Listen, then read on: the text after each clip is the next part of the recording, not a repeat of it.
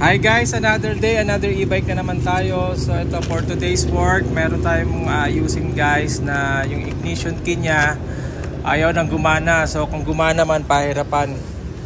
So ito ignition key. So pag ganito yung nangyari, so palit na talaga to ng bago. So ito yung bago nating ipapalit. Yan.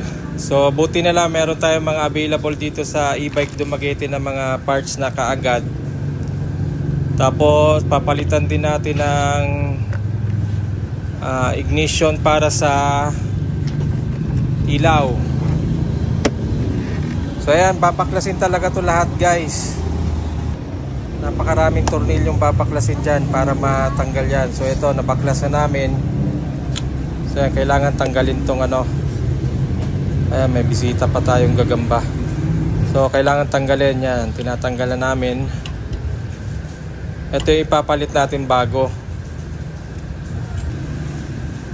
So yung ano niya, yung wirings niya ano, hindi parehas. So magwa-wiring tayo nito guys, puputulin tapos ikakabit natin yung wire para gumana.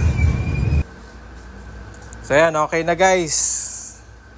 Swabe na yung ano, susian. So okay na yung susian, okay na rin yung switch natin sa ilaw. So ayan yung ano ng customer. So good to go na to. So dito lang yan sa e-bike Dumaguete. Thank you for watching.